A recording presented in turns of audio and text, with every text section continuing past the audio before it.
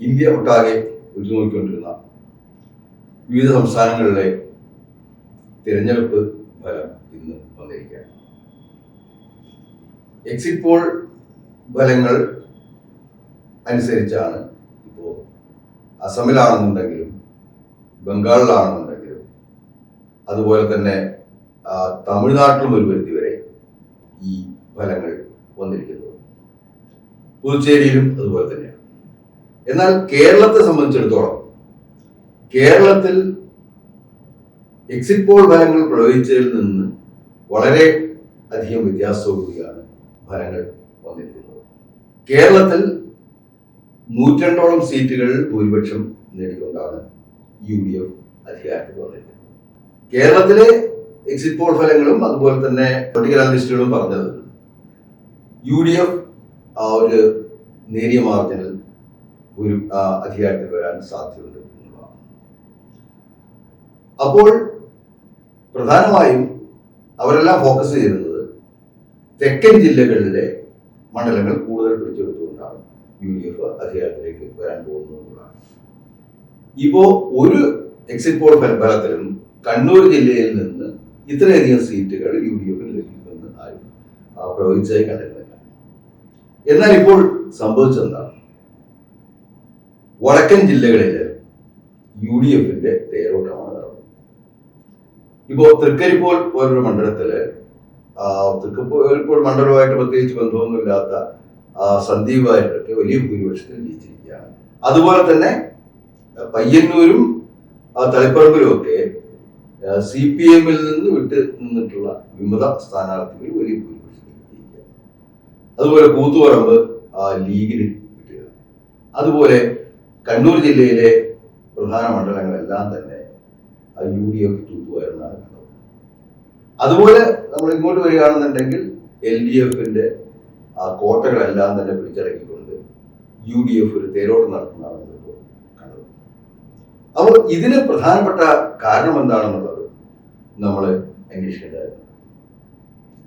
കഴിഞ്ഞ 5 വർഷം ഗവൺമെന്റിന്റെ പ്രവൃത്തികൾക്കും എതിരായിട്ട് പ്രതിപക്ഷ നേതാവ് VD സതീശന്റെ നേതൃത്വത്തിൽ നല്ല തോതിലുള്ള ഒരു പ്രകടനമാണ് UDF കാഴ്ചവെച്ചത്. തുടർഭരണം വന്നതിന് ശേഷം പല വിഷയങ്ങളിലും വലിയ തോതിൽ ജനങ്ങളുടെ ശ്രദ്ധ പിടിച്ചുപറ്റാൻ UDFന് സാധിച്ചു. അതുപോലെ അതിന് പ്രധാനപ്പെട്ട നേതൃത്വം നൽകിയത് പ്രതിപക്ഷ നേതാവ് ശ്രീ VD സതീശനാണ്. അങ്ങനെ ഇപ്പോൾ നിലമ്പൂർ ഇലക്ഷൻ വന്നു. നിലമ്പൂർ ഇലക്ഷൻ വന്നപ്പോഴും PV അൻവറിനെ സ്ഥാനാർത്ഥിയാക്കാമെന്ന് ധാരാളം ആളുകൾ UDFിൽ തന്നെ പറയുകയും കോൺഗ്രസിൽ തന്നെ പറയുകയും ചെയ്തു. പക്ഷേ കോൺഗ്രസിന്റെ ഒരു സ്ഥാനാർത്ഥിയെ നിർത്തുവാനും അത് അന്തസ്സോടെ പൊരുതുവാനും അവിടെ നിലമ്പൂരിൽ നിന്നുള്ള ശ്രീ സ്വരാജിനെ പരാജയപ്പെടുത്തിക്കൊണ്ട് കോൺഗ്രസ് സ്ഥാനാർത്ഥി അരൺ ഷൗക്കത്ത്. അപ്പോൾ നിലപാടുകൾ സ്വീകരിക്കുന്നതിനെ ജനങ്ങൾ സ്വാഗതം ചെയ്യുന്നു എന്നുള്ളത് ഒരു വശത്ത്. മറുവശത്താകട്ടെ ഇപ്പോൾ കണ്ണൂർ ജില്ലയില് ഈ സീറ്റുകളിലൊക്കെ ഏറ്റിരിക്കുന്ന പരാജയത്തിന് പ്രധാനപ്പെട്ട കാരണം എന്താണെന്ന് നമ്മൾ അന്വേഷിക്കും. അവിടെ വോട്ട് ചെയ്തിരിക്കുന്ന ആളുകൾ വലിയൊരു ശതമാനവും CPM-ൽ പാർട്ടി മെമ്പർഷിപ്പ് ഉള്ളവരും അതുപോലെ തന്നെ CPM അനുഭാവികളുമായിട്ടുള്ള ഇടതുപക്ഷ അനുയായികളാണ് ഇപ്പോൾ മാറി വോട്ട് ചെയ്തിരിക്കുന്നത്. അവരെന്തുകൊണ്ടാണ് ഈ വോട്ട് മാറ്റി ചെയ്തത്? എന്തുകൊണ്ടാണ് അവർ ഇടതുപക്ഷത്തിനെതിരായിട്ട് വോട്ട് ചെയ്തത് എന്ന് നമ്മൾ ഇടതുപക്ഷ കക്ഷികൾക്കെതിരായിട്ട് വോട്ട് ചെയ്തെന്ന് നമ്മൾ അന്വേഷിക്കേണ്ടതായിട്ടുണ്ട്. അങ്ങനെ നോക്കുമ്പോൾ നമുക്ക് മനസ്സിലാവുന്ന ഒരു കാര്യം, ഗ്രാസ് റൂട്ട് ലെവലില് CPM-ന്റെ അതുപോലെ തന്നെ ഈ ഇടതുപക്ഷ മറ്റ് കക്ഷികളുടെയും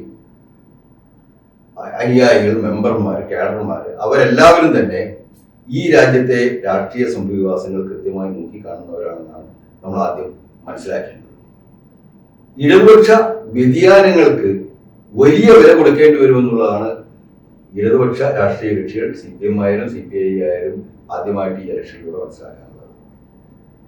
ഇടതുപക്ഷ വ്യതിയാനങ്ങൾ സംഘടനാ തലത്തിൽ വേണമെന്നുണ്ടെങ്കിൽ ഈ പാർട്ടികൾക്ക് മറച്ചു വെക്കാനും ഈ അധികാരത്തിലിരിക്കുന്ന ആളുകൾക്ക് ഇടതുപക്ഷ വ്യതിയാനങ്ങൾക്ക് പല ന്യായങ്ങളും കണ്ടെത്താനും സാധിക്കും. പക്ഷെ അതേസമയം തന്നെ ഗ്രാസ് റൂട്ടിലുള്ള റാങ്ക് ആൻഡ് ഫയലിൽ നിൽക്കുന്ന അനുയായികൾ, അതുപോലെ തന്നെ പാർട്ടി മെമ്പർമാർ, അവരുടെ രാഷ്ട്രീയ ബോധത്തെ ചോദ്യം ചെയ്യുന്ന രീതിയിലുള്ള പ്രവൃത്തികൾ ഉണ്ടാവുന്ന സമയത്ത് തീർച്ചയായും അവരുടെ വിശ്വാസം സംരക്ഷിക്കാൻ വേണ്ടിയിട്ട്, അവരുടെ നിലപാടുകൾ സംരക്ഷിക്കാൻ വേണ്ടിയിട്ട് അവർ വോട്ട് ചെയ്യുമെന്നുള്ളത് ആണ് ഈ തെരഞ്ഞെടുപ്പ് തെളിയിക്കുന്നത്. ഇപ്പോൾ അതുപോലെ തന്നെ ഇനി ഇവിടെ NDAക്ക് 3 സീറ്റുകളാണ് ലഭിച്ചിരിക്കുന്നത്. നിയമ സീറ്റിൽ നേരത്തെ തന്നെ NDAക്ക് ലഭിച്ചിട്ടുള്ളതാണ്, കഴിഞ്ഞ ലഭിച്ചിട്ടില്ല. പിന്നീട് പുതുതായിട്ട് 2 സീറ്റുകൾ കൂടിയാണ് വന്നിരിക്കുന്നത്. അത് വളരെ ശക്തമായ മത്സരം നിലനിന്ന ഇടങ്ങളിലാണ് UDFും LDFുമായിട്ട് വലിയ ശക്തമായ മത്സരങ്ങൾ നിലനിന്ന ഇടങ്ങളിലാണ് അവർക്ക് വിജയിക്കാൻ സാധിച്ചിട്ടുള്ളത്.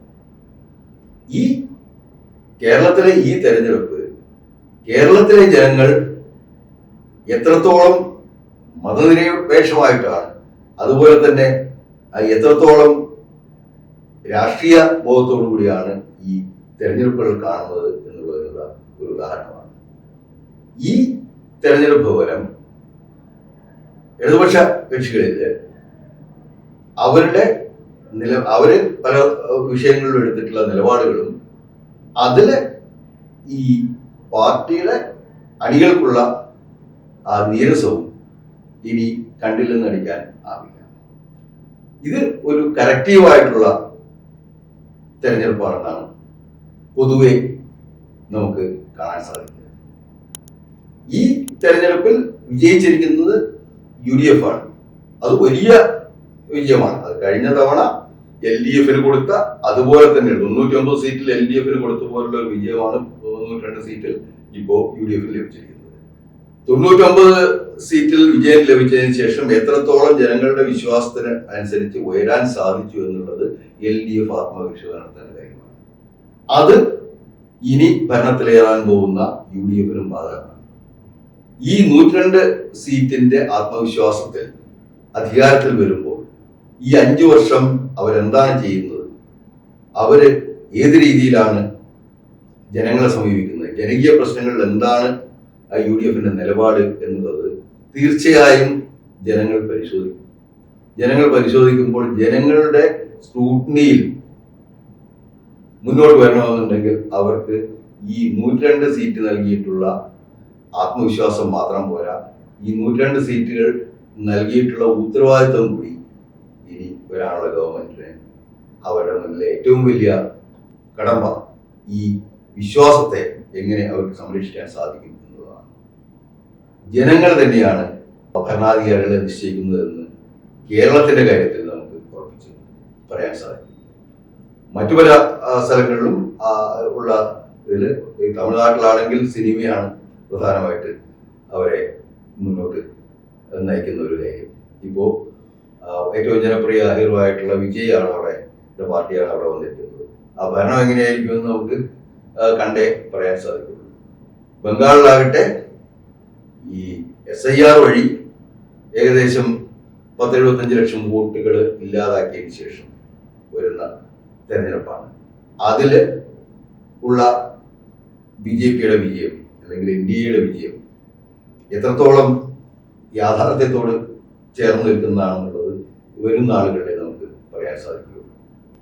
ഈ തിരഞ്ഞെടുപ്പുകൾ എല്ലാ രാഷ്ട്രീയ കക്ഷികൾക്കും അവരുടേതായ ഒരു പുതിയ പാഠമാണ് നൽകുന്നത്.